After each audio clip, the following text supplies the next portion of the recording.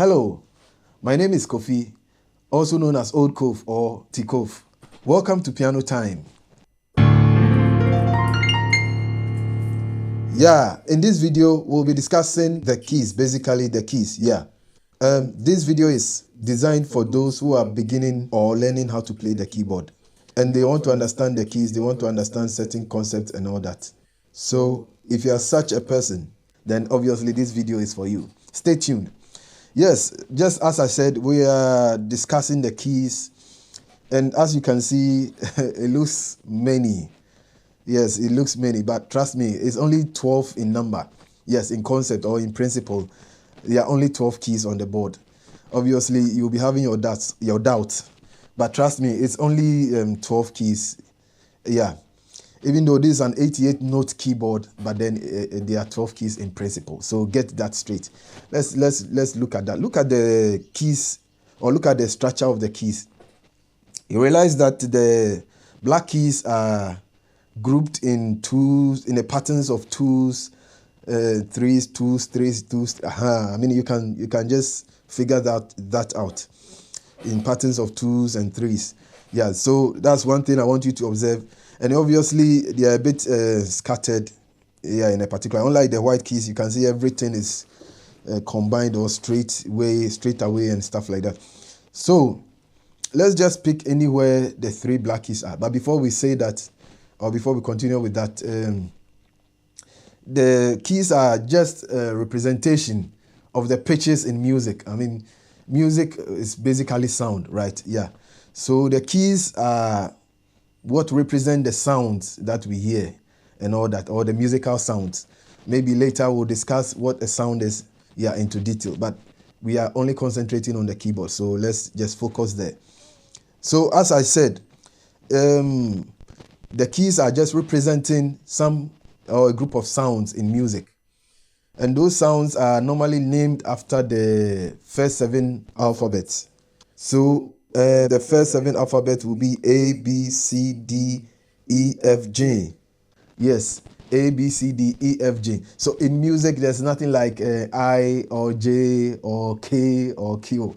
Yes, there's nothing like that in music. So anybody who comes to tell you that there's a key called Q or something, person is just... Anyway, so we want to know where these keys or where these names are positioned on the keyboard. As I said, just pick anywhere the three black keys are. And so when you're coming from this direction, when you're coming from your right hand direction to your left, anywhere the three black keys are grouped, the first of the three black keys is this particular one.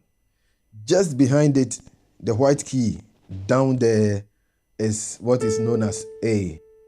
This is what we call the key A. So this is A. And just like the way you read A, B, C, D, from A you go to where B, and then you go to where C, then you go to where D, then E, then F, and then G. And then this is what happens. When you end at J, it begins at A again. So that is what is happening. Then we go back to A, B, C, D, E, F, G. Then what happens again? Then back to A, B, just like that. So you realize that it is a repetition of the same alphabets. Yeah. But obviously in different pitches. Now, let me take my time to describe what a pitch is. A pitch is simply the height or the depth of a sound. Or people said how high or how low a sound is. So if a sound is very high or low, that is what we refer to as pitches or pitch. Yeah. So obviously you have A in different pitches. So you can pick A. And you realize that A has mid pitch. This is quite high. This is very high. Very, very high. Very, very, very high. And obviously when you go towards your left, I mean when you're facing the keyboard, when you go towards your left hand. So this is A, and A gets deeper, and it gets deeper, and it gets deeper, like that. Yeah. So all the keys that you see there, yes, though there are many, this is an 88 keyboard, but then they are copies of the same thing in different pitches. I hope my explanation is clear enough. Yes. So just the same way, when you are going this way, you climb up You start from A, B, C, D, E, F, G, and then A, B, C, D. But when you're going towards your left, you go as in A, and then you go to G, you go to F, you go to E, then you go to D, then you go to C and B and A. It's like reading A, B, C, D backwards. Yeah, so just like that. And it becomes lower as you go this direction. It becomes higher as you go this direction. Yes. And so, there's one thing I want you to understand. Now, in piano, we move going towards our right or going towards our left. Yes. If I go this way, I mean, it's still the same thing. If I move this way, I mean, you hear the same thing. There's no change. But if I go this way, you hear a change. Yeah. Yeah, like that. So, I want you to put this concept behind you. Anytime you move from your left to your right, you go higher. Okay? You go higher. And anytime you move from your right to your left, you go lower. Okay?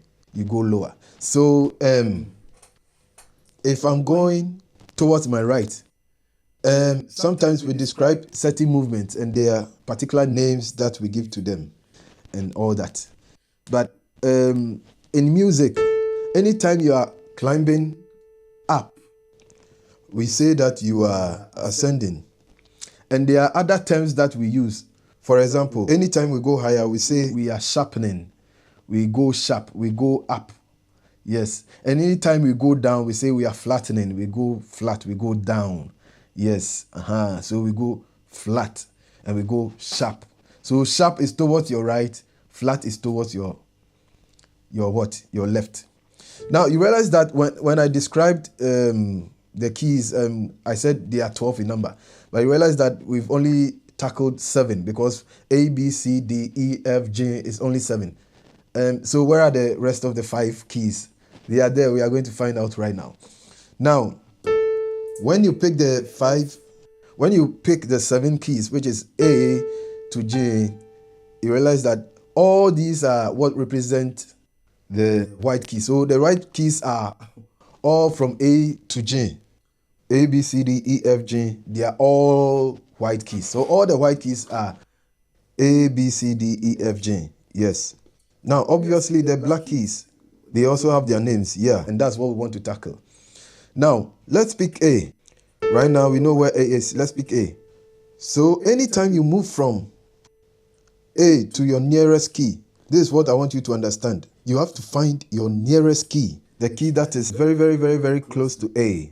Now, which keys will be very, very close to A? Obviously, it is not this, it's not that. It is this, and it is that. These 2 black keys are the immediate neighbors of key A. Yes. Just like, in your community, you can say your immediate neighbor is the neighbor next door, not the neighbor 2 next door. No. The same way to your left and to your right. Yes. So, the immediate neighbors of this particular key is this black key and that black key. Let me use another one. Let's use C. Okay. The immediate neighbors of C is C sharp. Sorry, I've given you a name. I'm not supposed to do that because we are going to learn the names soon. But the immediate neighbor of this particular key, which is C, is this black key here and this white key here. So this white person here has a black neighbor, let me put it that way, and then the white neighbor. Yes. So something like that. So you understand this principle or this concept. So, and anytime you move from, so back to A, so we are on key A. Anytime you move from key A towards your right, that means you are going sharp, okay? Towards your right. Anytime you are going right, you are going sharp, or you are ascending, you are what? Sharpening. So if I move from A to a sharp on my right to this black key, then we have sharpened A, okay? And all the black keys take their cue from the white keys, or they take their names from the white keys. So from A to this particular black key will mean that this key is A sharp. Yes, it's what? A sharp, because all the black keys, they take their names from the white keys. Okay, I mean, it's just to explain to you, just yeah, but that is what is happening here. And so this black key is known as A sharp, because why? It is to the right of key A. And then this back to A, and then this black key behind A is known as A flat, because it is to the left of key A. Yes. And so we have A sharp and we have what? A flat. I hope that explains it. I hope that is clear. Yes. So let's use another key. Let's use another key. This is D. D. This is key D. So what do you think these two keys, what do you think their names will be? Yeah. Just pick the key here, and one is to the left of D, one is to the right of D. So which one will be the sharp and which one will be the flat? I know you are guessing. I know you have it right? Okay, so from D, you go towards your right. So obviously this becomes what? D sharp.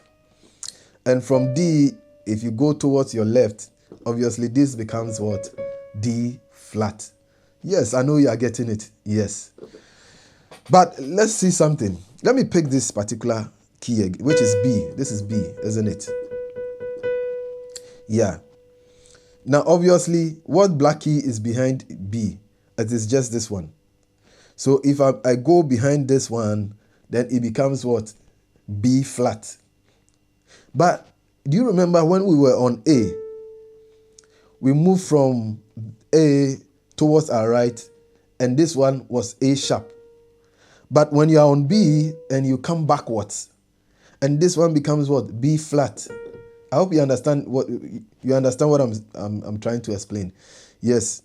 So from this particular one, which is B, when it goes behind, or when it goes down, it becomes B flat. But when we are on A and we move up, it becomes what? A sharp. So what is happening? There is something that is happening here. It means that this black key has two names. Yes, it is either a flat or a sharp. And any key that has two names, we say they are enharmonic keys. Yes, keys that are enharmonic are keys that have two names. Okay. So, and basically all the black keys are in the same position, or are in similar position to what we just described. Let's pick this one. This is F. And then this is G. So you realize that F and G, this particular one is surrounded by F and G. Okay. And so if we pick F and we go up, obviously you know what it is. It becomes F sharp. And then this is G. When we go behind, it becomes what? J sharp. J flat, sorry. J flat. And so this particular key has two names. It is F flat and a sharp at the same time. It is F sharp or J flat. The same thing happens to this particular one. This is A and this is G. And we said this is A flat. Obviously now this one becomes what? A J sharp. Yes. It's either A flat or J sharp. Okay. So every black key has two names. And mind you, every key that has two names is also referred to as the enharmonic key. Or, yes, every black key that has two names is known as enharmonic because they have two names. Yeah. Yeah. So, I believe this explains the keys. So, let's look at the key, every key. So, this is A, and then this is A sharp or B flat because it is to the left of B. So it is, and it is to the right of B, A. So it is either A sharp or B flat. So this is 1, 2, and this is B, 3. This is C, 4. This is C sharp or D flat, 5. This is D, 6. This is D sharp or E flat, 7. This is E, A, 8. This is 9, F. 10, which is F sharp or G flat. G, 11, and then G sharp or A flat 12. And what is happening? Back to A. So you realize that the keys are only 12. They are only 12. It's just that they've copied them in different pitches. And that is what we describe as a pitch. Pitches are how high or how low a sound is. Yeah. But I want you to observe this particular thing also. Sometimes you hear terms like C flat. Yes, C flat. Let's go to C. You realize that there's no black key behind C. So why then do we call it C flat? But in principle or in concept, C flat is B. Okay. Yes, forget about the fact that there's no black key in between them. So C flat is automatically B. These things are sometimes asked in examination and all that. But C flat is basically B. And the same way, B sharp is also C. So in between C and B, there's no black key. And so don't be tricked by that anyway.